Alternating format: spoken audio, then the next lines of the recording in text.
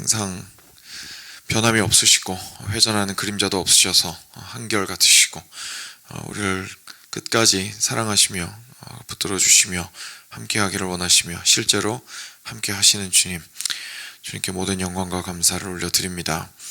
사랑하는 주님, 오늘도 이 아침을 주님께 기도하며 그리고 주님의 말씀을 듣고 또 묵상함으로 시작하기를 원합니다. 주님을 향하여 저희의 심령의 화살의 관역을 맞출 수 있도록 도와주시고 주님께 집중함으로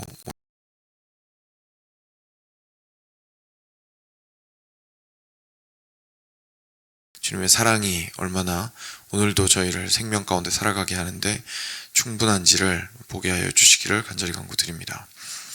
오늘 말씀을 통하여서 또한 우리를 먹이시는 주님을 보고 깨닫고 힘을 얻어 또한 새로운 하루를 시작하도록 은혜 더하여 주시옵소서. 감사하며 사랑하는 우리 주 예수 그리스도의 이름으로 간절히 기도드렸습니다. 아멘. 네, 마태복음 14장 13절부터 21절 말씀입니다. 오병이어 말씀이죠. 14장 13절부터 21절까지 같이 교독하겠습니다. 제가 먼저 한 절 읽겠습니다. 예수께서 들으시고 배를 타고 떠나사 따로 빈 들에 가시니 무리가 듣고 여러 거울로부터 걸어서 따라간지라. 예수께서 나오사 큰 무리를 보시고 불쌍히 여기사 그 중에 있는 병자를 고쳐주시니라. 저녁이 되매 제자들이 나와 이르되 이곳은 빈들이요 때도 이미 저물었으니 무리를 보내어 마을에 들어가 먹을 것을 사 먹게 하소서. 그래서 이르시되 갈 것 없다. 너희가 먹을 것을 주라. 제자들이 이르되 여기 우리에게 있는 것은 떡 5개와 물고기 2마리 뿐이니이다. 이르시되 그것을 내게 가져오라 하시고 무리를 명하여 잔디 위에 앉히시고 떡 5개와 물고기 2마리를 가지사 하늘을 우러러 축사하시고 떡을 떼어 제자들에게 주시매 제자들이 무리에게 주니 다 배불리 먹고 남은 조각을 12바구니에 차게 거두었으며. 같이 읽겠습니다. 먹은 사람은 여자와 어린이 외에 5,000명이나 되었더라. 아멘. 네, 오늘 말씀은 내용 자체는 저희가 참 잘 알고 있는 오병이어 말씀입니다. 어제 본문은 이제 세례 요한이 죽게 되는, 참수를 당하게 되는 본문이었습니다. 네, 오늘 13절 보시면 가장 먼저 시작이 어떻게 되고 있냐면 예수께서 들으시고 라고 되어 있습니다. 그래서 세례 요한이 죽은 것에 대해서 예수님께서는 그 사건을 들어서 이제 알게 되셨습니다.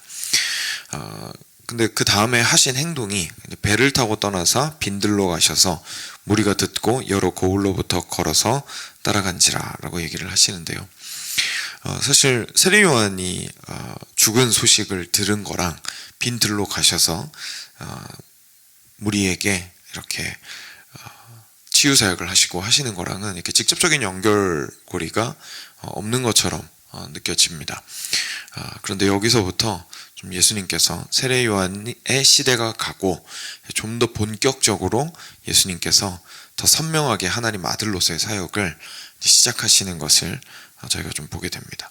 이제까지도 그랬었지만 이제 조금 더 십자가에 가까워져 가고 그리고 선지자 중에 마지막이라고 할 수 있는 또는 구약 시대의 마지막이라고 할 수 있는 세례 요한이 마침표를 찍으면서 이제는 예수님께서 진정으로 어떤 사역을 위하여 이 땅에 오셨는지를 더 선명하게 보여주시기 시작하다고 생각을 하면 되겠습니다. 그래서 예수님께서 배를 타고 떠나셨습니다. 네, 빈들에 가셨더니 사람들이 그 얘기 듣고 여러 고을에서부터 모여왔습니다. 그래서 14절에 예수님께서는 그 사람들을 보시고 너무 불쌍히 여기셨습니다.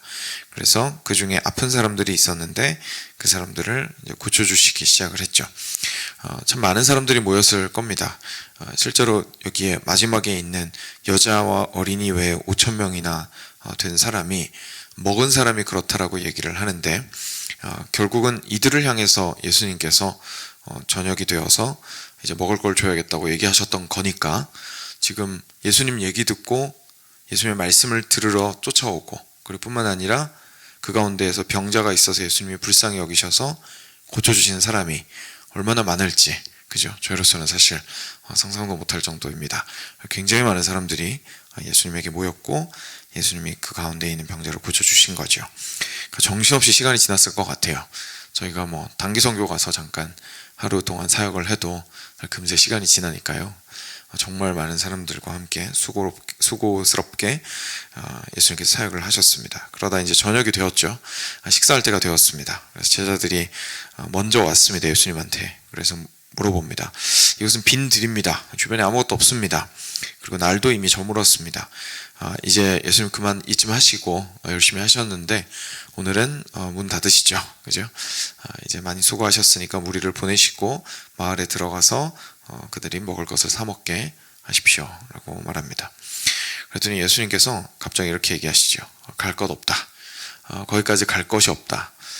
너희가 먹을 것을 주라 라고 얘기하십니다. 그러니까 갑자기 제자들한테 너희가 주라라고 그 책임을 넘기시는 거예요. 근데 아시다시피 지금 엄청나게 많은 사람들이 있거든요. 그러니까 지금 한 가족 정도, 대가족 정도만 모여도, 대가족 모이면 그래도 한 20명 안팎이지 않겠습니까? 물론 더 큰 가족들도 있겠지만 그 정도한테도 야 갑자기 지금 문 닫을 때가 거의 다 됐는데 뭐 먹지?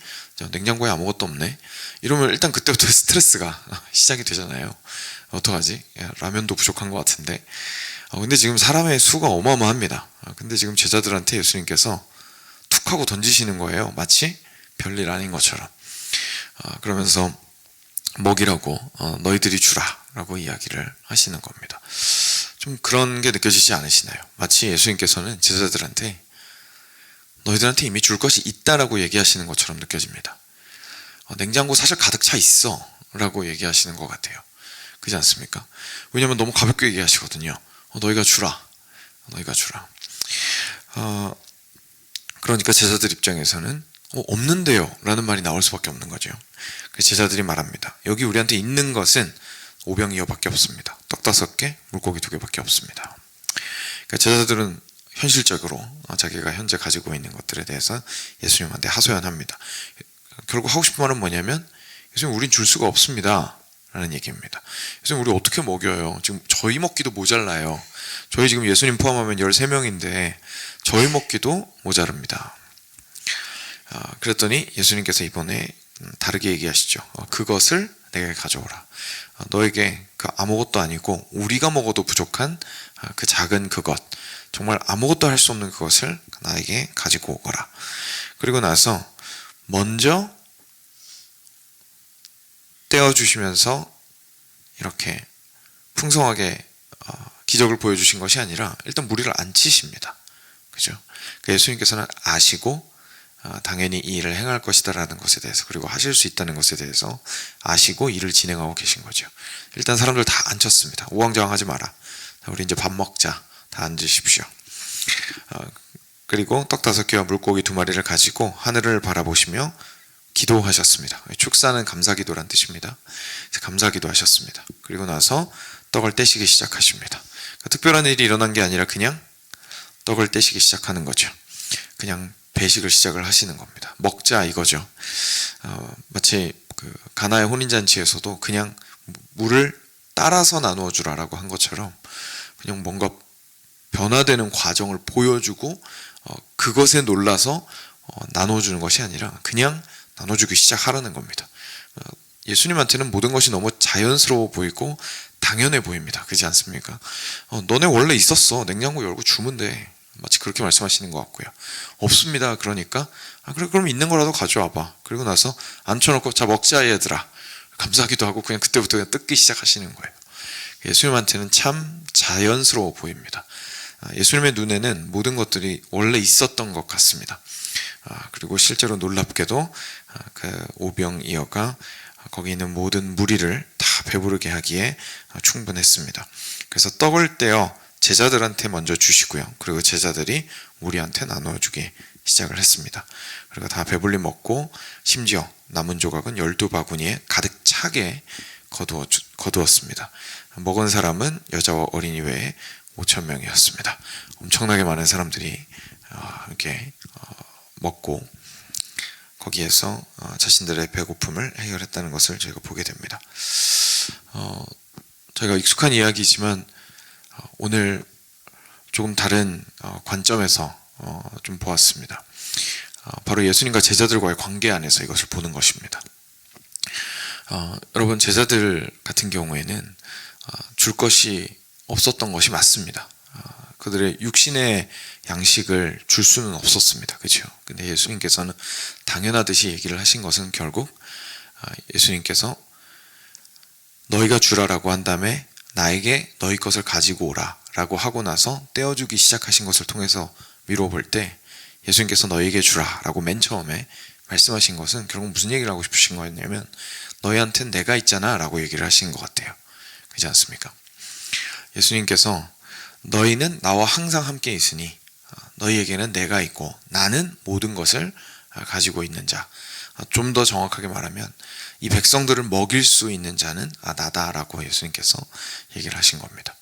그러니까 예수님께서 처음에 그 반문을 하신 게 결국은 제자들 입장에서는 예수님을 보게 만드는 질문이 된 겁니다. 그렇죠? 너희가 죽어라. 없는데요? 내가 있잖아. 그죠?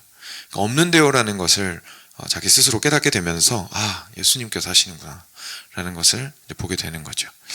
사랑하는 여러분, 저희도 그런 것 같습니다. 그렇죠? 저희들은 사실 결핍 자체를 느끼지 않았으면 좋겠다 라는 생각을 많이 합니다. 어려움 자체가 없었으면 좋겠다. 밑으로 내려가는 일이 없었으면 좋겠다. 부족함이 없었으면 좋겠다 생각 많이 합니다. 냉장고 열었는데 먹일 사람은 5,000명이 넘는데 오병이어만 들어있으면 얼마나 저희가 무섭겠습니까? 이거는 스트레스를 넘어서서 그 공포의 수준이죠. 근데 거기에서 예수님께서 너희가 주라.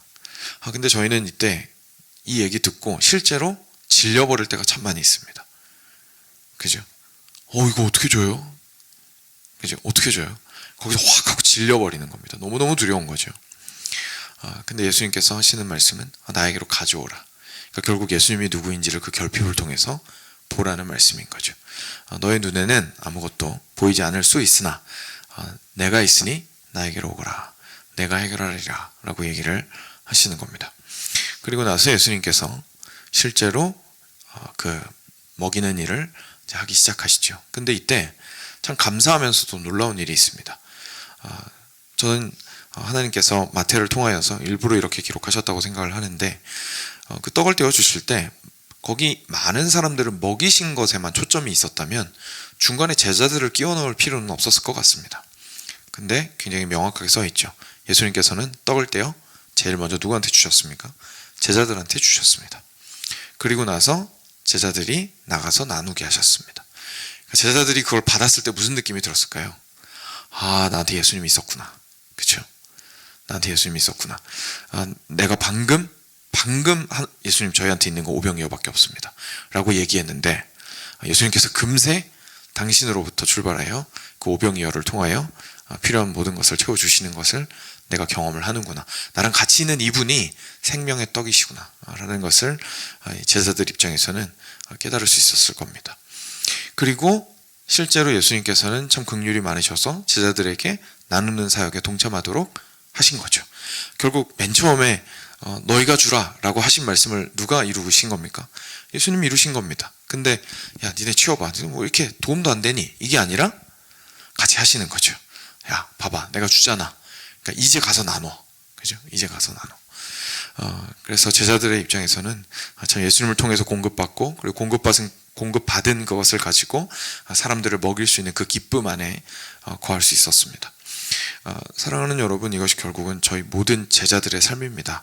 그리스도인이라는 건 결국 제자라는 뜻입니다.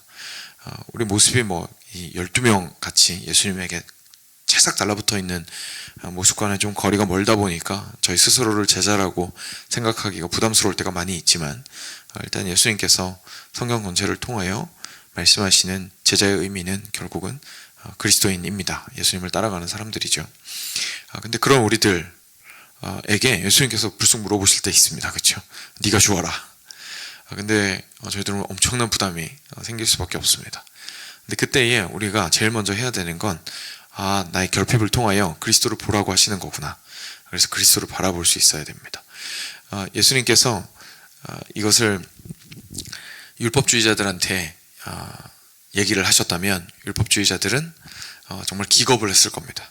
사실 우리의 모습이죠. 왜냐하면 예수님께서 그렇게 하시는 말씀이 뭘로 들리냐면 네가 이거를 성공해내야, 우리 회사에서 그렇지 않습니까? 좀 다른 사람들이 다 못하겠다고 얘기한 프로젝트를 아무개야, 너한테 맡겨줄 테니까 네가 좀 이거를 성공해서 와봐라. 이거 성공할 사람이 너밖에 없다. 마음에 책임감과 함께 두려움이 있죠.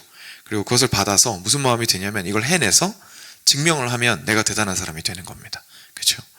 그래서 그렇게 우리가 생각할 수 있거든요. 예수님께서 하신 말씀에 대해서 막 기겁을 하는 거죠. 그러니까 율법주의자는 결국 내 노력으로 인정을 받아야 된다고 생각을 하기 때문에 예수님께서 이렇게 말씀하시면 오히려 나가 떨어집니다. 이걸 어떻게 해요? 할 만한 걸 주셔야지. 예수님도 참 야속하시네. 그죠? 예수님한테 야속하다 그러는 거예요. 예수님도 참 야속하시네. 근데 예수님의 목적 자체가 거기에 있지 않았던 겁니다. 예수님이 원하신 건 우리 보고 자기 증명하라고 얘기하시는 게 아니고 나한테 오라고, 옆에 누가 있는지 좀 보라고, 내가 항상 곁에 있었다고, 그래서 모든 것들이 나로부터 공급되어 나올 것이다 라고 예수님께서 이야기하시는 거죠. 그리고 그 나누어 주는 것을 통해서 수많은 사람들이 유익을 얻게 될 것이다 라고 얘기를 하시는 겁니다. 이것이 우리의 삶 가운데에서 좀 결핍과 어려움들이 있을 때 예수님을 바라보아야 하는 이유인 것 같습니다. 너에게 주라 라는 그 부담스러운 말씀이 저희들이 도망쳐야 할 말씀이 아니라 도리어 주님을 바라보아야 할 말씀이라는 것을 저희가 좀 다시 한번 보게 됩니다. 그리고 그랬을 때 예수님의 그 능력이 드러나는 모습들은요, 다시 계속 진행을 해보자면 제자들을 통해서 이제 많은 사람들을 먹이시는데, 오늘 말씀이 증언하는 것은 모든 사람들이 배불리 먹었을 뿐만 아니라 12 광주리가 남았습니다. 왜 하필이면 12 광주리일까요? 제자들이 몇 명입니까? 12명입니다. 그렇죠? 그러니까 제자들이 저 아무것도 없어요, 가지고 있는 건 고작 5병이어 밖에 없어요 라고 했을 때 예수님의 주심은 넘쳐나서 각 사람이 오히려 한 광주리가 더 가득 차게, 그러니까 5병이어를 가지고 모두를 먹이는 건 고사하고 광주리 하나 만드는 것도 불가능하잖아요. 그런데도 불구하고 모두를 먹이시고 나서도 각자에게 돌아갈 수 있는 광주리를 한 광주리 가득 남겨주셨다라는 것을 저희가 보게 됩니다. 그러니까 제자들은 그게 진짜로 이걸 제자들한테 마지막에 가져가라고 하셨는지는 모르겠지만 제자들이 그것을 보았을 때 그 마음이 얼마나 풍성해지겠습니까? 그렇죠? 우리 예수님 이 정도 하실 수 있는 거구나. 나에게 있는 것을 빼앗아 가지고 뭔가 할 수 없는 일을 가지고 나를 무한 주시고 수치스럽게 하시고 어렵게 하시고, 이게 아니라 공급하여 주심으로 말미암아 그리고 그 더 풍성한 것을 되돌려 주시기를 원하시는구나 라는 것을 저희가 보게 됩니다. 그리고 그것을 통해서 먹은 사람들인 여자와 어린아이 외에도 5,000명이나 되었죠. 그래서 우리가 보통 그런 얘기 많이 들어보셨을 겁니다. 보통 일반적으로 여자와 어린아이들이 더 많기 때문에 실제 인구는 한 2만 명 정도 될 수도 있었을 거다라는 이야기를 추산을 많이 하죠. 사랑하는 여러분, 예수님께서 세례요한이 죽으신 다음에요, 이제 본인이 생명의 떡이라는 사실을 굉장히 큰 사건을 통해서 실제로 보여주셨습니다. 이제 누군가가 준비하는 시대는 끝났습니다. 이제 예수님의 시대가 도래했습니다. 예수님이 가장 가까이 계셔서 이제 예수님에게 달라고 하면 되는 시대가 되었고, 더 이상 기다리고 언제 오시나 멀뚱멀뚱 쳐다보고 있고, 그리고 불안해하고 있고 조바심 내고 있을 때가 아니라는 것을 예수님께서 보여주십니다. 그리고 우리한테 질문하시는 거죠. 네가 나누어 주거라. 저희 주변에서 좀 그런 생각들을 한번 해보았으면 좋겠습니다. 여러분, 저희가 어떤 그리스도의 사랑을 나누어야 할 대상이 있을 수도 있고요, 주님께서 참 앞으로 걸어나가기를 원하시는 그 다음 스텝이 있을 수도 있습니다. 또는 정말 그냥 너무 힘들 수도 있습니다. 그렇죠? 왜냐하면 아무도 주변에선 도와주는 것 같지도 않고 낙심만 되고 어려움이 있을 수도 있습니다. 그럼에도 불구하고 예수님께서 그 모든 것들을 채우시는 분이심을 제가 기억하기를 원합니다. 물론 예수님께서 우리의 삶의 모든 물질적인 필요를 이렇게 오병이어의 기적처럼 똑같이 다 채우시는 경우는 그렇게 많지는 않은 것 같습니다. 그렇지만 그건 역시 저는 저희의 기도 제목이라고 생각을 하고, 예수님께서 어떤 방법으로 그것들을 해결해 주실지를 좀 기대하면서 기도함으로 나아가는 것은 저는 너무 좋다고 생각을 합니다. 그리고 그것을 넘어서서 당연히 저희의 진정한 생명인 영적 생명을 위해서도 예수님께서는 우리의 양식이 되신다는 사실을 우리가 기억을 하고 예수님에게서 좀 답을 찾았으면 좋겠습니다. 왜냐하면 실제로 나에게 떡을 주기를 바라고 우리가 쳐다보고 있는 사람은 그 떡을 줄 수 있는 존재가 아니기 때문입니다. 우리에게 떡을 주실 수 있는 분은 예수님밖에 없기 때문입니다. 같이 기도하겠습니다. 들으신 말씀 기억하시면서 자신의 삶에서 좀 깨달아지시는 부분, 간구하고자 하시는 부분 있으면 먼저 기도로 주님께 나아가도록 하겠습니다. 같이 기도하겠습니다.